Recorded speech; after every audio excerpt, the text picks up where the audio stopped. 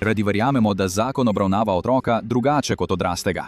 Toda desetletja se je ameriški pravosodni sistem zanašal na vrsto pravnih vrzeli, ki so omogočale, da so lahko otroke, stare komaj 14 let, obsodili na smrt, včasih na sojenjih, ki so potekala tako hitro, da so trajala komaj dlje kot odmor za kosilo. Leta 1989 je Vrhovno sodišče celo odločilo, da je usmrtitev 16-letnika povsem zakonita, s čimer je ustvarilo pravno sivo območje, kjer biti otrok ni nudilo nobene zaščite pred najhujšo kaznijo. To niso le tragične zgodbe. To je 10 najbolj zaskrbljujočih pravnih črnih lukenj, ki so otroke spravile na oddelek za obsojence na smrt. Številka 10. Douglas Christopher Thomas je imel komaj 17 let, ko je ustrelil in ubil starše svoje 14-letne punce Jessice Wiseman. To je bil grozen zločin, vendar je na sojenju več prič pričalo, da je bila Jessica glavna načrtovalka. Chris je bil le pod vplivom njene prezgodaj razvite in oblastne narave. Tudi sodnik na pritožbenem sodišču je priznal, da dokazi močno podpirajo zaključek, da je bila Jessica Wiseman tista, ki je želela, da njeni starši umrejo in ki je spodbudila Thomasa, da izpolni njene želje. Dokazi so pokazali, da se je Chris odpovedal svojim pravicam po Mirandi, pri čemer je psihiater dejal, da je bil razvojno nezrel in nesposoben sprejemati odločitve na ravni odraslega človeka. Prav tako se verjame, da je bila njegova izpoved brez navzočnosti odvetnika morda dana pod prisilo in pritiskom. Dejstvo, da je mogoče otroka zastiševati brez zagovornika, ko je bil Chris pod vplivom drog in alkohola, je samo po sebi pravna luknja. Toda kljub tem podrobnostim in otroštvu, zaznamovanem s travmo, je bil obsojen na smrt. Primer je vzbudil zaskrbljenost po vsem svetu, saj so institucije za človekove pravice označile ZDA za svetovnega izobčenca, razvito državo, ki ne spoštuje mednarodnih pogodb in konvencij OZN o ubijanju otrok. Edine druge države, ki to počnejo, so Iran, Nigerija, Pakistan, Saudska Arabija in Jemen.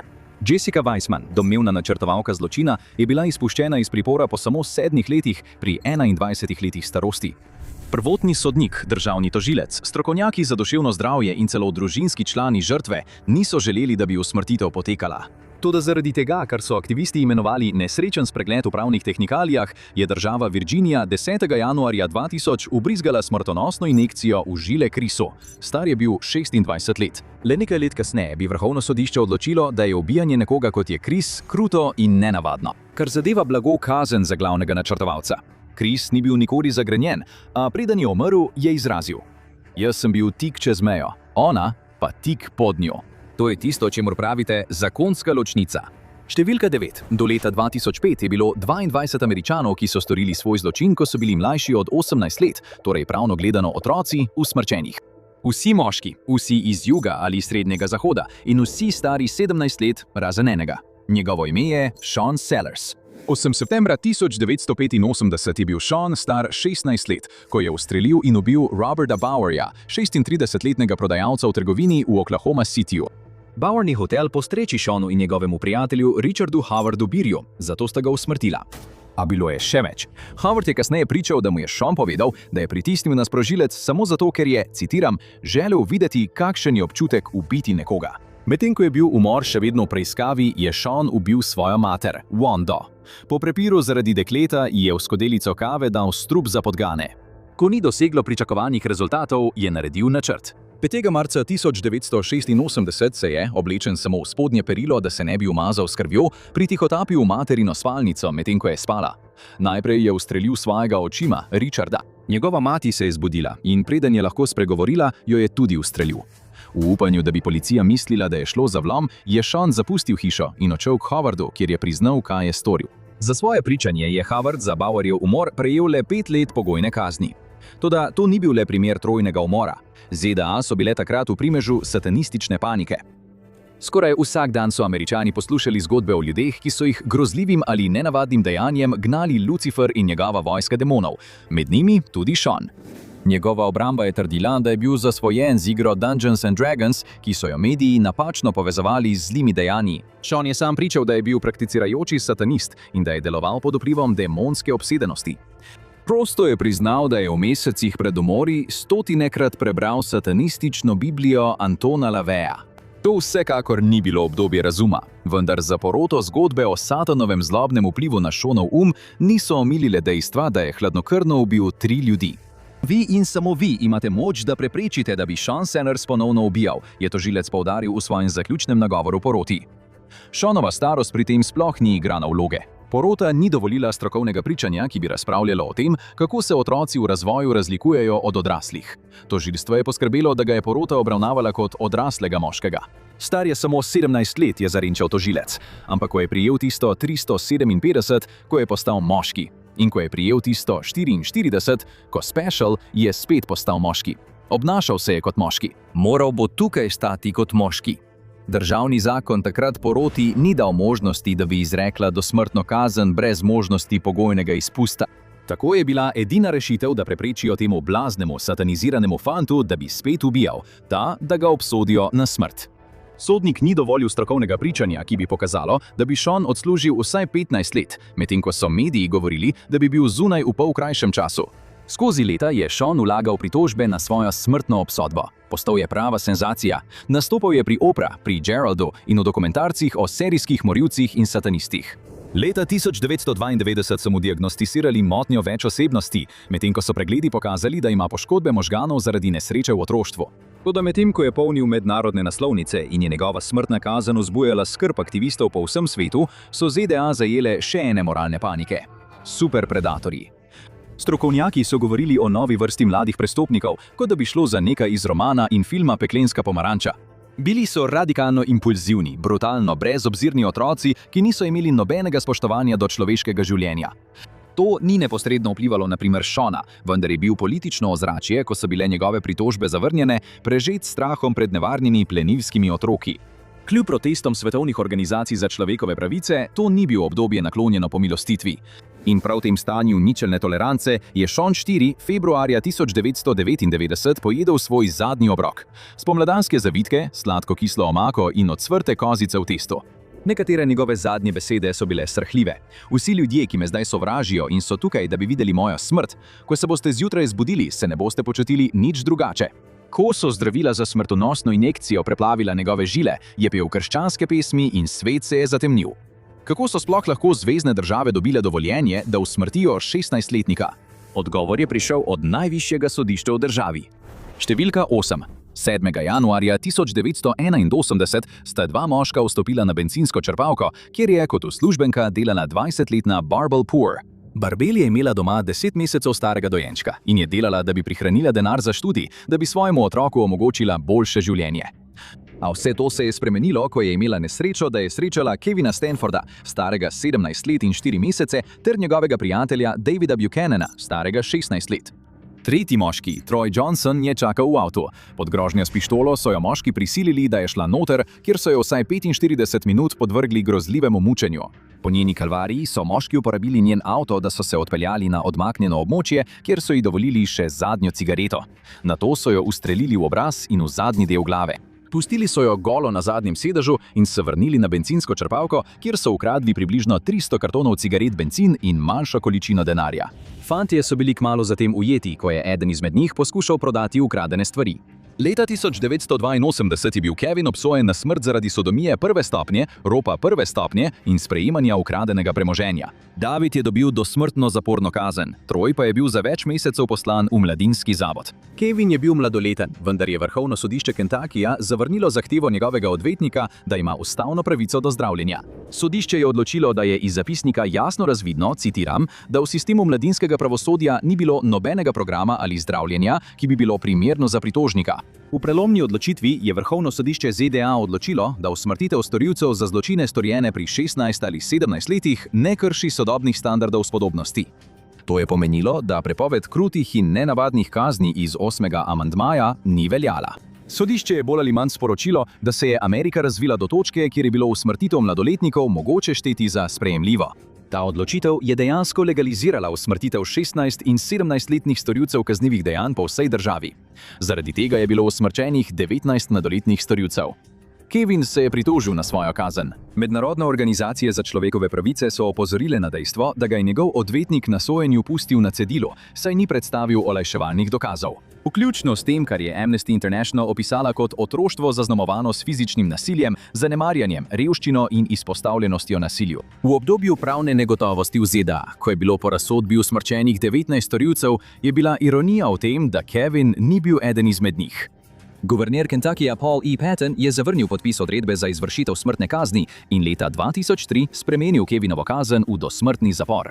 Vendar vrhovno sodišče ni izumilo zakonitega ubijanja otrok. To so podedovali po precedensu, ki je bil postavljen še preden so Združene države sploh obstajale. Številka 7.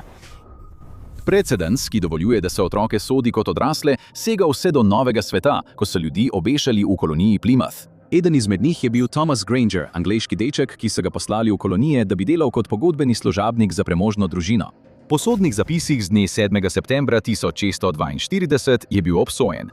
Granger je bil star komaj 17 let, vendar v pretežno angleški koloniji Virginia niso obstajali zakoni, ki bi ločevali otroke od odraslih. Kolonisti so rutinsko pretepali in bičali svoje otroške služabnike, ki so pobegnili pred prisilnim delom na plantaži.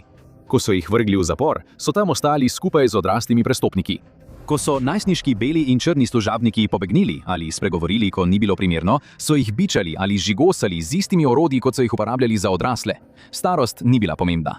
Po ustanovitvi kolonij v Združenih državah so zakonodajalci pripravili zaščite pred krutimi in nenavadnimi kaznimi, vendar zakon še vedno ni bistveno ločeval med razvitimi možgani odraslih in otroki starejšimi od 7 let. Številka 6. Fortune Ferguson Laishi je bil star komaj 16 let, ko je leta 1927 postal prva oseba, ki je umrla na Floridi v novem električnem stolu.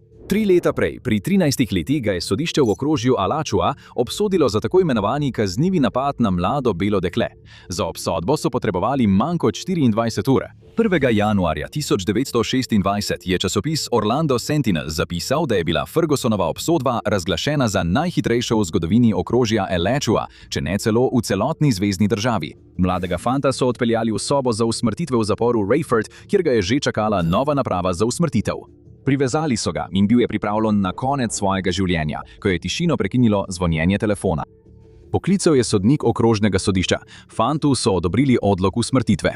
Časopis Tampa Tribune je opozoril, da je odlog usmrtitve znova spodbudila običajno grožnjo linča.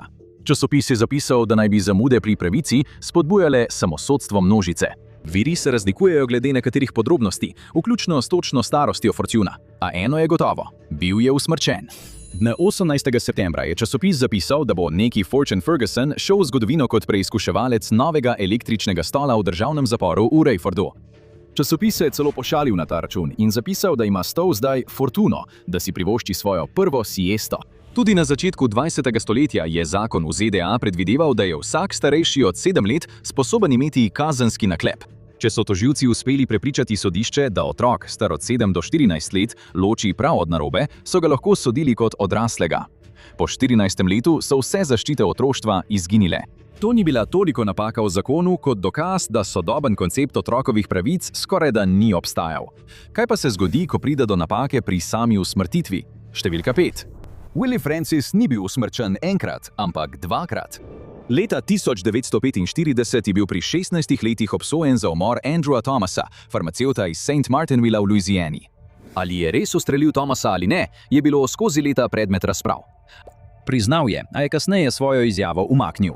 Njegovi odvetniki, ki mu jih je dodelilo sodišče, na sodišču nikoli niso izpodbijali veljavnosti njegovih izjav policiji. Prav tako niso poklicali prič ali podali ugovorov. Pravzaprav niso storili ničesar, da bi ga branili. A to ni razlog, zakaj je njegovo kaznivo dejanje šlo v zgodovino. Ko je država maja 1946 poskušala izvršiti smrtno kazen nad njim v zaporu St. Martinville v Louisiani, naj bi bil stražar, ki je pripravil napravo, pijan. Električni stol, ta grozljiva naprava, ni opravil tega, za kar je bil narejen. Rabel je rekel: "Zbogom, Willy," obrnil je stikalo. Willy se je začel tresti, krčevito trzati, medtem ko so priče v grozi stopile nazaj. A potem je šerif zamrmral. To ni normalno. Nenadoma je Willy za svojo usnjeno kapuco zakričal: "Snemite jo, snemite jo, pustite mi dihati!" V zmedijo je Rabel zakričal: "Ne smeš dihati, fant!" Willyju je dal še en šok. In tokrat je Willy zakričal: "Ne umiram!" To je bilo zamočeno delo, zelo boleča napaka. Tisk je zdaj začel pisati naslove z besedami "Srečni Willie Francis, človek, ki je prelisičil električni stol." Za odvetnika Bertranda de Blanca to ni bila le napaka, ampak tudi nezakonito po ameriški ustavi. Primer je odnesel na vrhovno sodišče in trdil, da so bile Willijeve pravice po 5., 8. in 14. amandmaju kršene, po zakonih o enakem varstvu pred zakonom, ponovnem sojenju za isto dejanje in krutem ter nenavadnem kaznovanju. Ker je DeBlanc menil, da so v prvotni obsodbi očitne napake, je želel, da se primer razveljavi. 9. maja 1947 se je Willi vrnil na električni stol in tokrat je ta opravil svoje delo. Primer je primer skrajne nočne more, ko država zahteva ponovitev na račun otrokovega življenja, napaka, ki ni zapisana v besedah zakona, ampak v sami napravi. Številka 4. Ko je Joe Arady obiskoval osnovno šolo v Pueblu v Koloradu v zgodnjih 1920-ih, so učitelji obvestili njegove starše, da je težava. Preprosto ni mogel slediti. Ni znal brati ali pisati, seštevati ali odštevati. Komaj je znal sestaviti stavek ali sklepati prijateljstva. Raje je svoj prosti čas preživljal tako, da je tavar po mestu in delal blatne kolačke. Leta 1936, pri 21 letih, naj bi Joe vlomil v hišo in s topo stranjo sekire pretipel 15-letno Dorothy Drain in njeno 12-letno sestro Barbaro. Dorothy je umrla, Barbara pa je preživela teden dni v komi. To je bil grozljiv zločin. Policija je bila pod velikim pritiskom, da zločin razreši, in takrat so našli Joeja ter brez odvetnika zasliševali Joeja in izkoriščali njegovo duševno omejenost. 27. avgusta 1936 je časopis Reading Eagle objavil naslov Mladenič priznal napad na dekleta. To je bil šok za načelnika policije v Pueblu, Arturja Gradyja, ki je že imel človeka v zaporu, Franka Aguilarja. Priznal je, da je razbil glave tistim dekletom, potem ko so pri njem doma našli sekiro in ugotovili, da ga je zaposlil oče deklet. Lokalni časopis je objavil naslov Aguilar pravi, da je ubil Dranejevo hčer, s podrobnostmi o tem, kako Joejeva dolga pisna priznanja niso bila podpisana s podpisom, ampak s črko X. Poleg tega osamljenega simbola ni bilo nobenih dokazov, ki bi potrjevali njegovo krivdo. Ni bilo prič, nobenih fizičnih dokazov, nobenega zapisa njegove domnevne izpovedi. Kljub temu je policija zdaj trdila, da je bil Joe z Aguilarjem, ko so bila dekleta pobita. Ta dva moška se sploh nista poznala, nikoli ju niso niti videli skupaj. Aguilar je sprva rekel, da je bil tisti dan sam, a je nato iz neznanega razloga kasneje spremenil svojo izjavo. Aguilar je bil obsojen in usmrčen, toda ubiti Joeja se je izkazano za večji problem. Trije državni psihiatri so pričali, da ima Joe inteligenčni kvocient 46. Psihiatri so povedali, da ni sposoben ločiti med pravim in napačnim in zato ne bi mogel storiti nobenega dejanja s kriminalnim namenom. Ali bi država lahko ubila človeka, ki je živel kot otrok in je bil skoraj zagotovo prisiljen priznati? In to je bilo vprašanje vseh, še posebej zdaj, ko se je Barbara prebudila iz kome. Frank Aguilar je rekla, on je napadal njo in njeno sestro. Joeja Aradyja še nikoli ni videla v življenju. Ni bilo pomembno. Joe je bil obsojen na smrt v plinski komori. Velik del javnosti je zahteval oprostitev, medtem ko se je Joe igral z navijalnim vlakcem v oddelku za obsojence na smrt. Zdel se je blaženo neveden o resnosti svojega položaja. Kljub temu se je zdelo, da ve, da bo kmalu umrl. Tisk je poročal, da je moškemu v sosednji celici rekel, da lahko dobi njegov vlak, ko odide. Na veliki dan je kaplan povedal, da ga je Joe le prazno in zbegano gledal. V plinsko komoro je šel z živčnim nasmeškom na obrazu, še vedno zmeden, ko so cianidne tablete začele oddajati svoj strupeni oblak. 7. januarja 1939 je časopis St. Petersburg Times objavil naslov Najsrečnejši človek v celici smrti umre. Ni bil srečen. Bil je v bistvu majhen otrok, ki se ni zavedal, da si veliko jezdnih odraslih želi njegove smrti. Šele leta 2011 je Joe dočakal pravico, ko mu je guverner Kolorada Bill Ritter podelil pomilostitev. Dejal je, da je šlo za tragično obsodbo, ki je temeljila na lažnem in izsiljenem priznanju duševno prizadetega moškega. Vlada je dejansko ubila dečka zaradi policijske korupcije. Če duševne sposobnosti niso bile pomembne, ali je bila potem starost absolutna meja? Odgovor na to je uničujoč. Številka 3. Leto 1872. Fort Gibson na območju današnje okrožja Muskogee v Oklahomi. William Fagel, švedski državljan, je bil opažen, ko je vstopil v lokalno trgovino, da bi kupil nekaj stvari. Ko so ga naslednjič videli, je bil mrtev. Ustreljen 6-krat. Glava mu je bila zdrobljena s kamnom. Nekdo mu je ukradel denar in čevlje. Ni jasno, kateri dokazi so bili uporabljeni, vendar sta bila za umor obsojena dva moška, James R. Sin in William Parchmill, oba člana čerokeške nacije. Jamesa je 13 let pozneje, leta 1885, aretiral ameriški namestnik maršala po imenu Andrews. Sprva je zanikal umor, kasneje pa je pobegnil iz zapora. William Parchmill, ki je bil prav tako osumljenec, je služil kot navaden vojak v četi C. druge indijanske domače garde kansaške pehote. Tudi njega so na koncu aretirali. Njegova starost ni navedena v preostalih dokumentih, vendar bi starost njegovega domnevnega partnerja v zločinu zapisala zgodovino. Ob času umora je imel komaj 10 let otrok. Fant, ki je trdil, da je bil na igri s kartami, ko mu je William rekel, naj gre ven. Ko sta opazila Feigla, mu je William domnevno dal pištolo in rekel: "Ustreli ga." James je kasneje sprejel svojo usodo in 26. junija sta bila tako on kot William obešena v Fort Smithu v Arkansasu. Mož, ki jo je obsodil, zvezni sodnik Isaac Parker, je bil zloglasen. Poznan kot obešalni sodnik, je nadzoroval še 77 usmrtitev na ozemlju, za katerega je trdil, da ga dela varnega. V svoji karieri je na smrt obsodil 160 ljudi, vključno s 4 ženskami, vendar so jih obesili le 79. Taki skrajni primeri so zakopani v zgodovini, vendar pravna črna luknja ubijanja otrok nikoli ni zares izginila. Leta 2005 je le dobila drugačno obliko.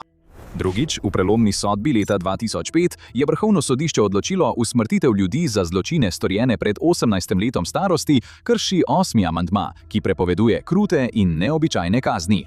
Primer, ki je povzročil spremembo, sega v leto 1993, ko je 17-letni Christopher Simmons prepričal dva svoja mlajša prijatelja, da sta se mu pridružila pri dejanju, ki ga lahko označimo le kot gnusen podvig. Takrat se je hvalil, da bi se lahko izognil kazni za umor, ker je bil tehnično še otrok.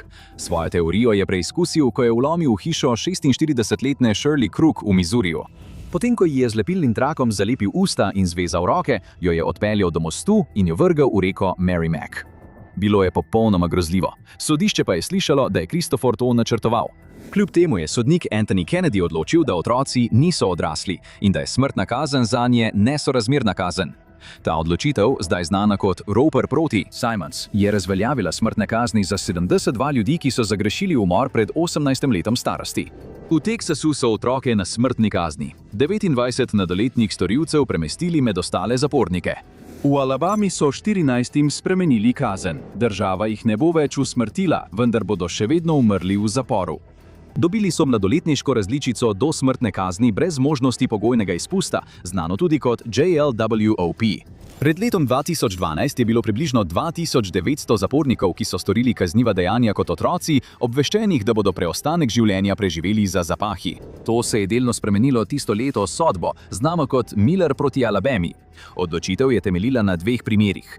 Eden je vključeval 14-letnega Contrela Jacksona, ki je bil leta 1999 zgolj v družbi drugega fanta, ko je ta ustrelil in ubil prodajalca v videoteki. Pravilo o udeležbi pri kaznivem dejanju je določil, da je že sama prisotnost zadostovala za dosoditev dosmrtne kazni brez možnosti pogojnega izpusta mladoletniku. Drugi primer je vključeval 14-letnega Ivana Millerja iz Alabame, ki je skupaj s prijateljem pretepel 52-letnega Cola Cannona z bejzbolsko palico in ga pustil skoraj mrtvega, ko sta zažgala njegovo prikolico, medtem ko je bil še vedno v njej. Najvišja sodišča Alabame in Arkansasa so obe kazni potrdila. Vrhovno sodišče je to odločitev razveljavilo in izjavilo, da je takšna kazen po 8. amandmaju nezakonita. Zakon bi se moral spremeniti. Brez dosmrtne kazni, brez možnosti pogojnega izpusta za otroke, ne glede na to, kako resen je zločin. ZDA so bile zdaj enake kot vse druge razvite države. No, ne čisto. Trenutno je le 27 zveznih držav in okrožje Kolumbija prepovedalo dosmrtne kazni brez možnosti pogojnega izpusta za mladoletnike mlajše od 18 let. In v še 9 državah noben mladoletni storilec ne prestaja dosmrtne kazni brez možnosti pogojnega izpusta. Vendar pa je bilo po podatkih organizacije Sentencing Project leta 2023 skoraj 1500 ljudi, ki so na začetku leta 2020 prestajali dosmrtno kazen brez možnosti pogojnega izpusta za mladoletnike. Nekateri so bili izjemno mladi. Michael Hodge, ki je imel komaj 13 let, ko je bil s prijatelji najstniki, ko je bil umorjen prodajalec v trgovini. Ni jasno, ali je on potegnil za sprožilec ali pa je dal lažno priznanje, vendar po trenutnem stanju nikoli ne bo prišel iz zapora. Ni edini. Leta 2007 je Equal Justice Initiative dokumentirala vsaj 73 otrok starih 13 ali 14 let, ki so prestajali takšne kazni. Zakoni so se spremenili, vendar pravna praznina za otroke še vedno obstaja. Torej, ali se je sploh kaj spremenilo? Toda med vsemi napakami, luknjami, institucionalnimi neuspehi ni nič bolj strašljivega kot takrat, ko se sistem odloči zamenjati pravičnost s čisto, neokrnjeno hitrostjo. Na prvem mestu leta 1944 sta v Alcoluju v Južni Karolini izginili dve deklici, Betty June Banneker, stara 11 let, in Mary Emma Thames, stara 8 let. Kasneje so jo našli brutalno pretepeni s trdim predmetom, ki jima je prebil lobanji. 14-letni George Stinney, visok le 155 cm in težak 40 do 43 kg, je bil aretiran. Domnevno je policijo odpeljal na kraj, kjer je skril orožje, kos železa. Ni imel pravnega zagovornika, ko je bil sam s policijo. Njegovi starši ali sorodniki pa ga niso niti videli, saj so se bali linča. Drhal se je dejansko pojavila pri družini Stinney, vendar je bil oče že odpuščen z dela in se je izselil iz strahu za svoje življenje. Gurdjieff sodno imenovani zagovornik je bil Charles Plowden, človek, ki ni želel vznemirjati ustaljenih razmer. Kandidiral je za lokalni urad. Ni izpodbijal policije, ki je vzela priznanje, niti dejstva, da se je priznanje spreminjalo. Na sajenju, ki je trajalo le 2 uri in pol, se je zelo malo ali sploh ni trudil ponuditi kakršnekoli obrambe. George je bil sam v sistemu, ki ga ni razumel, v sistemu, ki se je bal, da bo, če nihče ne plača za ta grozljiv zločin, izvruhnilo nasilje. V deželi rasizma Jima Crowa, kjer je zunaj sodišča čakalo več kot 1000 jeznih ljudi, je porota, sestavljena izključno iz belcev, obsodila Georgea na smrt. Pritožbe ni bilo. O sojenju ne obstaja nobenega pisnega dokaza. To so bile Združene države Amerike, dežela svobodnih, in otrok je bil obsojen na procesu, ki je bil v bistvu montiran. Črne cerkve in zagovorniki človekovih pravic so prosili guvernerja Olina D. Johnstona za pomilostitev. Njegov odgovor je bil v obliki izjave, ki je temeljila na tem, kar naj bi mu po njegovih besedah George domnevno povedal, da je ubil dekleti. Še huje, poskušal je zlorabiti eno od mrtvih teles. Ta zadnji del nikoli ni bil potrjen z obdukcijo. Verjame se, da je bila ta izjava le govorica, ki jo je Johnston slišal. Na dan usmrtitve 16. junija 1944, le 84 dni po aretaciji, naj bi George priznal, približno 30 minut preden so ga odpeljali v prostor za usmrtitev, toda spet ni nobenega zapisa o njegovih besedah. Mediji so poročali, da je moral sedeti na Svetem pismu in da mu je maska zdrsnila z obraza ravno v trenutku, ko je skozi njegovo telo steklo 2400 voltov. Ta del je morda bila le govorica, a ostalo je gotovo. Ko so ga vprašali, ali ima še zadnje besede, je odgovoril: "Ne, gospod." Nato so pritisnili na stikalo in kmalu zatem je umrl. Trdili so, da je bil najmlajša oseba, ki so jo usmrtili v sodobnih ZDA. Pa je bil res? Kratek odgovor je ne, sploh ne. V drugih primerih so oblasti našle luknjo, če ne v zakonu, pa v izogibanju etičnim premislekom. Zapisi kažejo, da so Irvinga Hatcheta usmrtili leta 1910 na Floridi. Star je bil 14 let, ko je ubil dekle, in kmalu zatem so ga usmrtili. Po podatkih države v tistem času ne bi bil star 15 let. Raziskovalci, ki so preučevali popis prebivalstva, so ugotovili, da je bil v resnici star 14 let. Tudi on je šel od obsodbe do smrti v le nekaj mesecih. Država Florida je usmrtila tudi Nathaniela Walkerja, ki je bil star 14 let, ko je leta 1941 umoril žensko. Dva fanta, ki sta bila z njim, sta bila stara 15 let. Vsi so bili Afroameričani in vsi so bili usmrčeni. Tokrat je smrt prišla počasneje, morda 2 do 3 leta po obsodbi, a še vedno hitro po današnjih merilih. George Stinney je morda ime, ki ga vsi poznajo, vendar je bil očitno eden izmed nekaj fantov, ki so jih usmrtili pri 14 letih v le nekaj zveznih državah. Morda je država v teh primerih iz sramu namenoma napačno prikazala starost, časopisi pa so javnosti dali boljši občutek. To ni bila toliko pravna luknja kot naravnost prevara. Smrtna kazen ni le razsodba, temveč tudi časovnica. Izvedite, kaj se zgodi po izreku sodbe, dan za dnem, od trenutka obsodbe do zadnje poti, kako je dejansko doživljati smrtno kazen od prvega dne do usmrtitve. Ali pa si oglejte to namesto tega.